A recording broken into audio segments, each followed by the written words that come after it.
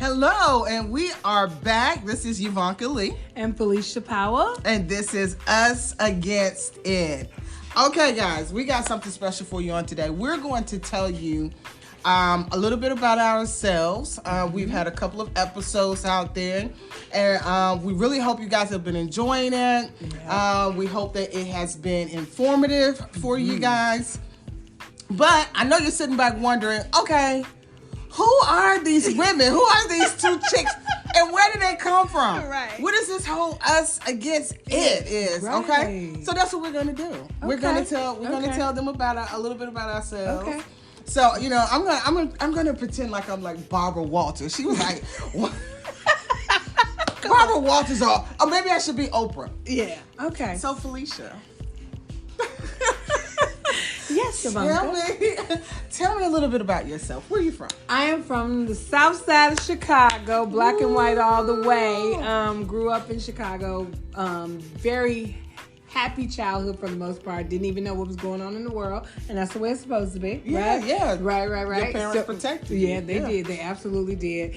Very fortunate. I have three sisters who shaped me, whether I wanted them to or not. But I'm very happy to even share with you all. My parents just celebrated their 58th wedding anniversary. Yay! Yes, so big ups to mom and dad. That's a long time. People don't stay together that long. Commitment. Because see, this is where love is commitment at this point, right? Because love don't do it no more. Love left about year 40. Okay. And now it's just commitment. It's commitment. Right. But I love my parents, and they're such a wealth of wisdom and knowledge. They shaped my life with church. I at a very early age, went back to my first love, and definitely built my spiritual man, and allowed me to travel with choirs and things like that. I love travel. My job even allowed me to travel throughout the world. My life experience has been pretty robust. You've been a lot of places. I have. I've seen a lot of places. Give like in my life. Give like one of the. Oh my God. Give one of the best places you went. I mean that one of the places. Okay, so one of my most favorite places was Thailand. Thailand is absolutely beautiful. The people are wonderful. Wow. And but my favorite place is Fiji. Fiji was breathtaking. Fiji is a screensaver. You walk, it is a screen. It's beautiful, beautiful, beautiful. But I have many more, countries to explore and do things in my life. The places I want to go: Indonesia, Bali, all of those kind of places. But I'll get there. And I have a love for food. Food is my love language. I love to cook. Wonderful cook. Thank you. Yes. Love to cook. Love to share my food. It's a passion of mine. It's something I do that's cathartic for me. It heals me. So that's about all I want to share today. You're going to have to stay tuned for anything else. Let's see if we can pull some more out of her. Right. I'm going to flip the script because Barbara Walters taught Oprah. So let me go ahead and do this. Whoa. So, Miss Yovonka, yes, please share with us a little bit about what made this wonderful woman who she is. Okay. Well, I like to say that I grew up in both of the DCs. That's Durham County and Washington, D.C. Both of them. She double DC. Yeah, double DC. And that's Durham, North Carolina. Grew up there and did most of my growing up in DC, which I loved. Being in the inner city. I was raised in a single parent home. My mom, very strong woman, she had some very strong values and things of that nature. And one sibling. No, actually, I have, wait a minute. I have three. That's what I have. We're not going to go into the logistics of Yeah. We have fun. Okay, so I have three siblings. I have one older sister, two younger brothers. I'm currently living in Charlotte, North Carolina. And I think that's pretty much it. I'm a daughter. I am a sister. I am a mother and a friend and someone's person. So, and it's crazy. you link up with people, and this is another thing as far as, some of the things that we like to talk about is in our podcast is about being whole and being healed of past traumas and just becoming a better version of yourself. And,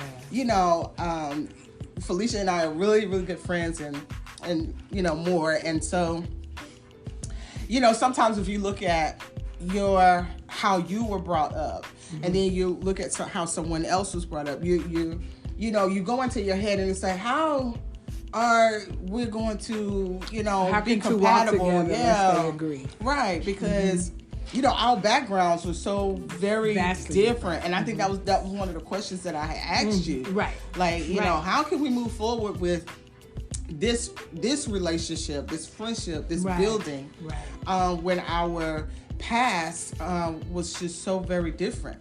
But had I not done the work, and I think our last episode was about self-awareness. If I hadn't done the work and began the process towards healing, the process towards being whole, and not allowing my past traumas to hold me, in this cell, in this spot of thinking that I can only relate to people who have come from my same background. You will miss out on some wonderful people. Yeah, for sure.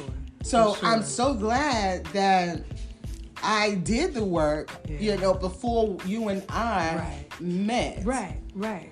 And so when we met, and I too grew up in the church, have a love for Christ. Have been, I guess, ordained a couple of times. I've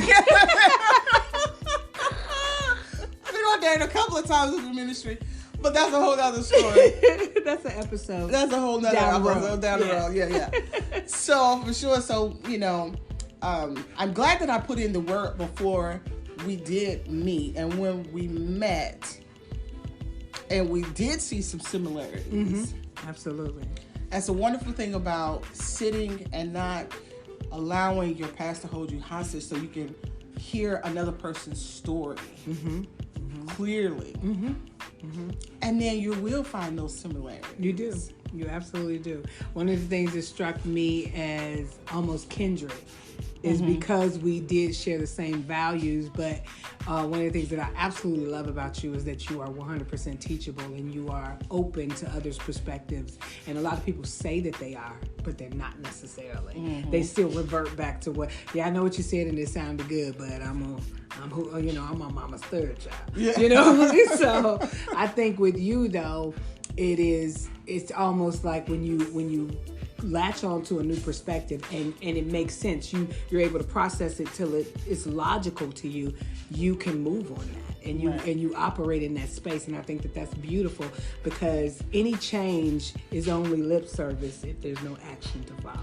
Oh yes. Right? Yes. Right. So I think one of the things that we agreed about is that if we approach our problems or our obstacles as the obstacle is the problem, not the person, not the two involved. It has to be us against whatever that is. Yes. So whatever that became the it. So had that been the diverse backgrounds and we can't agree, let's figure out where that meeting place is. Right. If it is, something we can control, then you face that problem as a united front. Right. Because your goal is for you all to have resolution. I think you said in a previous episode, resolution is where you go to.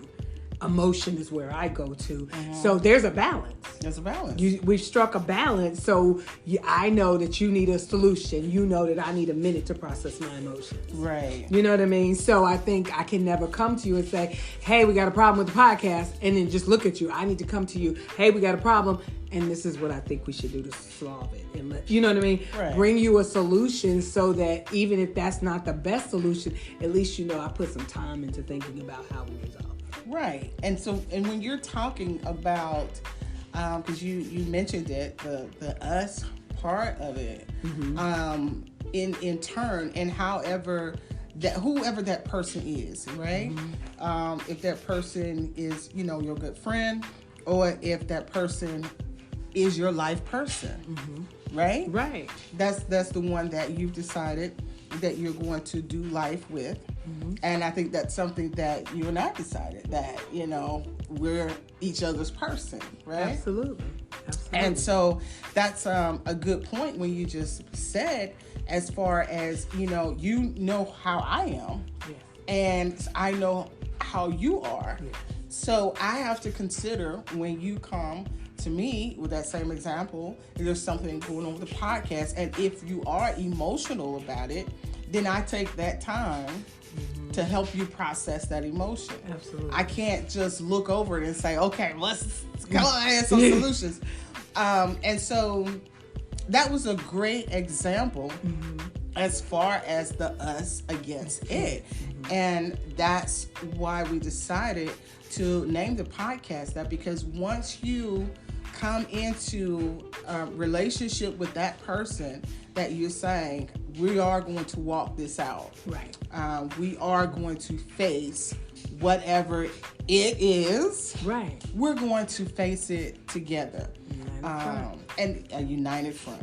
It's a united front. And that's your village. It doesn't just stop with two people. That's true. It starts with two people. Right. Absolutely. But when you begin to build your village with intentionality. Right. And I think that, your village is like-minded people. They're like-minded people, but they are also people that will challenge you. And if they don't challenge you to grow and push past your perceptions, then they ain't your village.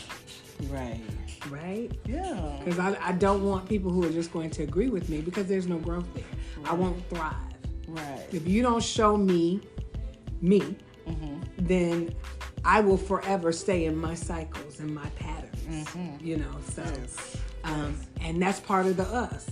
Yeah. That's part of iron sharpens iron. Right? Exactly. So, that's how we came about. Because I guess you can see, the conversations that we have online. I mean, we talk about everything offline. It's the same way. It is. It's like you are right in our space, because this is how we talk all the time. This is how we talk all the time. And it's wonderful. And so that's the whole reason for the podcast, because some of the conversations that we have, as a matter of fact, I not too long ago switched jobs, where my other job, I had to get up at 3:00 in the morning, and Felicia would get up with me, and we lived in different cities, but she would get up and we would have the best conversations at 4:00 in the morning.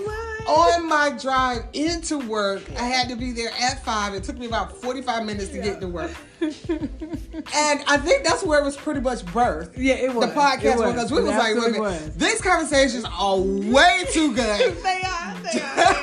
And we took a very different approach. And I think that a lot of times, and this is friendship, period. Yeah. Any person that you want to give your time to, because I think you even talked about how valuable your time is. And who you select to be in that space, because you were talking about an activity, a 24-hour activity at work or something to that effect. Yeah. And how you spend, 10 or better hours getting back and forth to work. You sleep for 8 hours. 8. That's 18. Yes. You ain't got but 6 left. Is that my math? 6 left. And that's what? Maybe 3 with your kids and dinner, and then maybe 2 or 3 hours to yourself.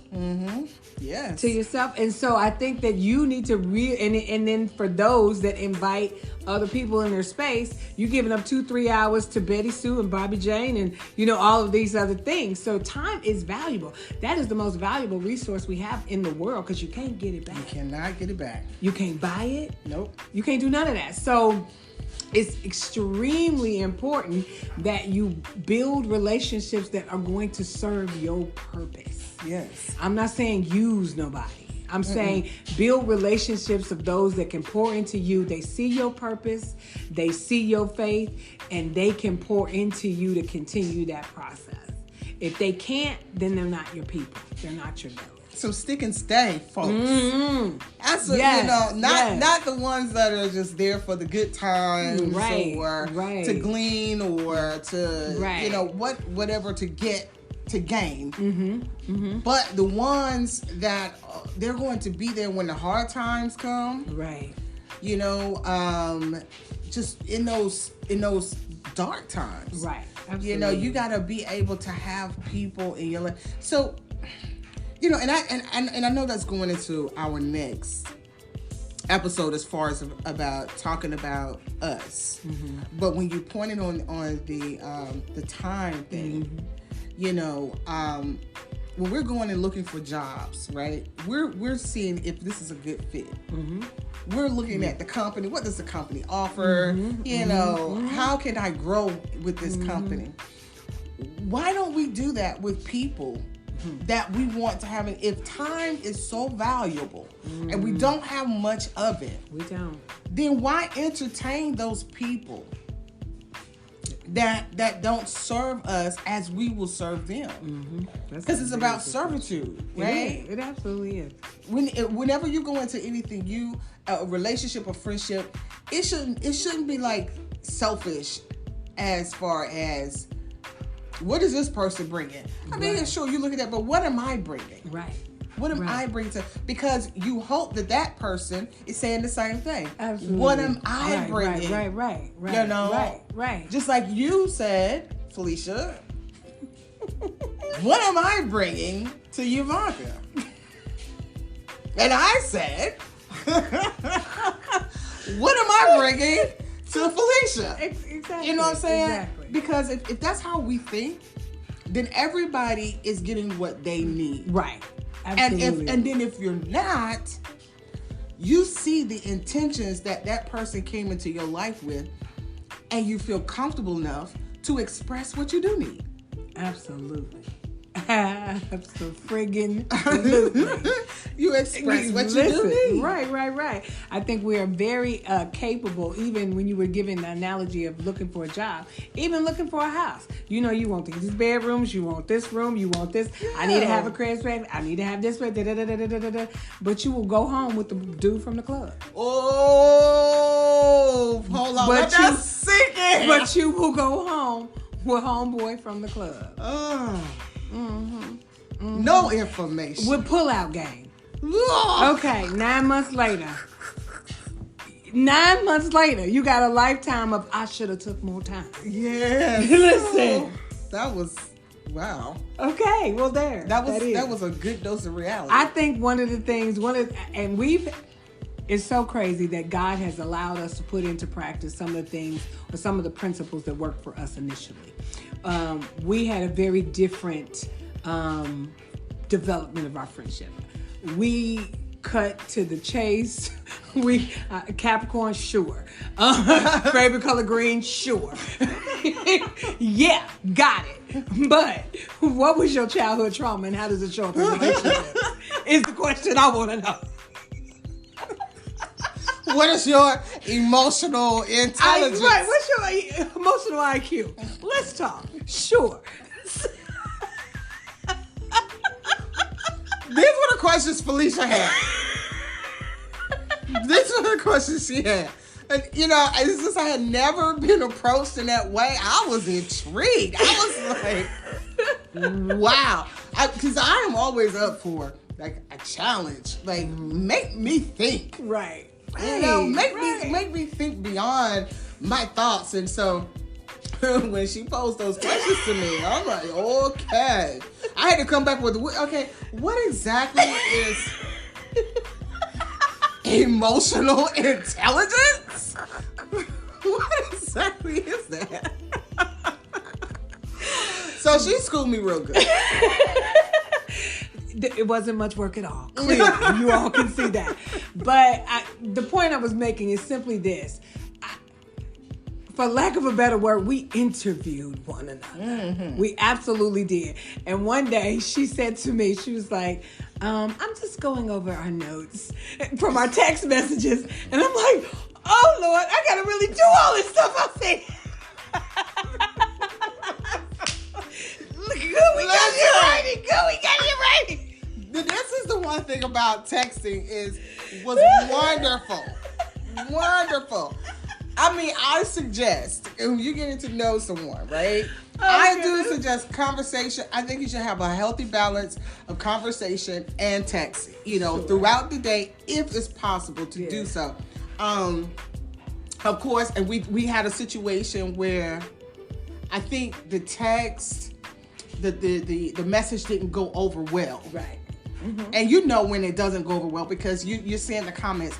In those cases, pick the phone up. Come on, please. And bring some clarity. Please, thank you. Please, understand when to use text and when you definitely need to. Because I think this generation, everything is just text. But but so much tone and so much tone and the flow of the conversation, all of those things are lost in text. Right. So if you cannot be explicitly clear about what you mean and a 2-year-old can understand it, then don't text. Right. If it's complex and I don't, then inflection. I can hear if there is energy behind what she's saying or if she's just communicating so that I understand. Yeah. As opposed to edgy. So I think that, text is great and it's a good piece of reference. It is. Did you know if you got an iPhone, you can search by words. So if you remember one of them words, just put it in the search and go back and try to see what you said,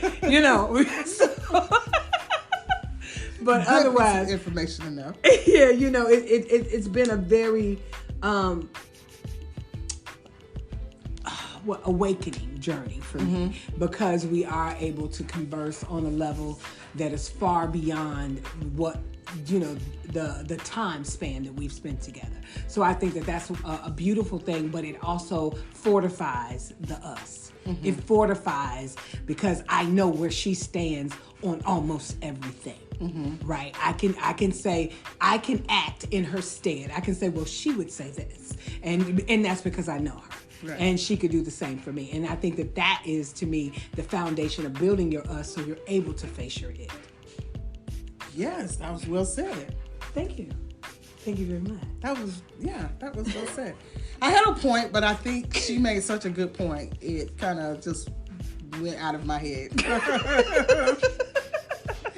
It kind of went out of my head. But, so I think, you guys have a better understanding of who we are. How we got here. How we got here. Yeah.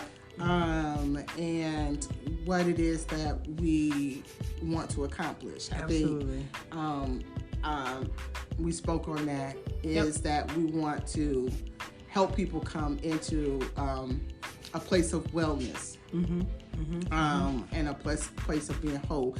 My thought did come back. So for us to be in the place that we're in now, because we both put in the work. Yes. Right? Yeah. Because we both was living a life that maybe others, we were living for other people. Basically. Yeah, basically that's it. Pleasing other people or however other people thought we should be or how we should show up. And we had to come into ourselves. So that's why we're feeling so strongly and so passionate about this podcast, because we put in the work. We did. We had to live. We're still putting in the work. Yeah, we still do. And we had to give up a lot. We did. And that's a whole nother story. Individually, we had to give up a lot and walk in a whole new direction. Yep. And so we just hope you guys can grow from it as well. Yeah, absolutely. And I think that I wanted to piggyback off of that and say, we had to sacrifice what we thought we wanted to get what we really need. You know what I'm saying? So you have to get to a space where letting go of the past failures and successes in order to move forward into a space of purpose. And I know that we do a Bible study, and that was one of the principles in the Bible study. And you never realize that your successes can hold negative memories and negative behaviors. So being able to let go of the things that you thought you did well to get to the things that God is going to show up and do well through you. Yes. And I think that is the beauty of the entire thing. Absolutely. That's the beauty of it. So next week, I think we're going to dig more into intentionality and the awareness of intentionality. But I think we've had a great show today. Yes, and I think they know a little bit more about us. I think they do. They do. And we hope you join us next week. We definitely appreciate the continued support. Yes. And look forward to talking with you guys again soon. I'm Felicia Powell. Yovonka Lee here. And it is Us Against It. Yes. Bye, y'all. Bye.